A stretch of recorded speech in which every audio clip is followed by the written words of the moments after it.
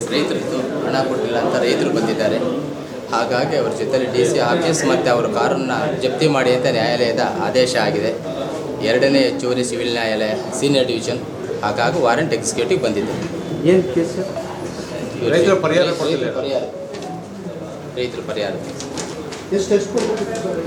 95,88,254 ರೂಪಾಯಿಗಳು.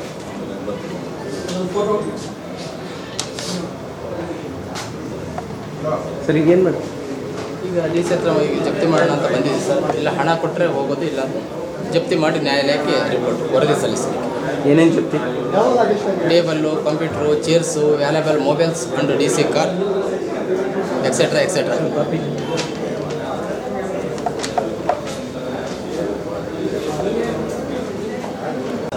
95,88,200 ಚಿಲ್ಲರೆ.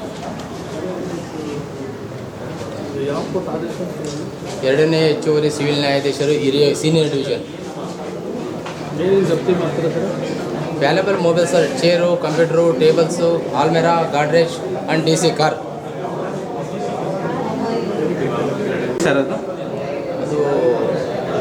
ನಂದಿಯಪ್ಪ ಅಂತೇಳಿ ಹರಮಘಟ್ಟ ಹೋಬಳಿ ನಂದಿಯಪ್ಪ ಅನ್ನೋರು ಕೇಸ್ ಹಾಕ್ಕೊಂಡಿದ್ದಾರೆ ಸರ್. ನ್ಯಾಯಾಲಯದಲ್ಲಿ ವ್ಯಾಜ್ಯ ನಡೆದಿದೆ. ಅಮೌಂಟ್ ಕಟ್ಟಿಲ್ಲ ಅಂತ ವಾರೆಂಟ್ ಮಾಡಿಸಿದ್ದಾರೆ. ಆ ವಾರೆಂಟ್ ಎಕ್ಸಿಕ್ಯೂಟ್ ಮಾಡಲಿಕ್ಕೆ ಬಂದಿದ್ದೇನೆ. ಅಲ್ಲ ಸರ್, ಏನು ಪರಿಹಾರ? ಅದು ಏನು ಪರಿಹಾರ? ಅವ್ರದ್ದು ಜಮೀನು ಇದಕ್ಕೆ ಹೋಗಿತ್ತು ಅಂತ ಕಾಣುತ್ತೆ ಸರ್. ಪರಿಹಾರ ಕೊಟ್ಟಿಲ್ಲ ಅಂತ ಸರ್ಕಾರಕ್ಕೆ ತೊಗೊಂಡಿದ್ರು ಅಂತ ಕಾಣುತ್ತೆ. ಅದಕ್ಕೆ ಪರಿಹಾರ ಕೊಟ್ಟಿಲ್ಲ ಅಂತ ಕೇಸ್ ಹಾಕ್ಕೊಂಡಿದ್ರು. ನ್ಯಾಯಾಲಯ ಆದೇಶ ಆಗಿದೆ. ಅಲ್ಲ, ಜಮೀನು ತೊಗೊಂಡಿರೋದ ಅಥವಾ ಮಳೆ ಪರಿಹಾರದ ಯಾವುದು? ಇಲ್ಲ, ಅವ್ರ ಜಮೀನು ರಸ್ತೆಗೋ ರೋಡಿಗೋ ಏನಕ್ಕೋ ಹೋಗಿದೆ ಸರ್. ಅದು ನ್ಯಾಯಾಲಯದ ಆದೇಶ. ಹಾಗಾಗಿ ಪರಿಹಾರ ಬರಬೇಕು. 95. ಎಲ್ಲಿ ಜಾಗ ಇದ್ದಿದ್ದು? ರುಂಬಟ್ಟಾಗೆ. ಏನು ಜಾಗ ಅದು? ಸೈಟ್ ಆಗೈತೆ. 5 ಕೋಟಿ ಭಾಳ ಅಂತ ಜಾಗ.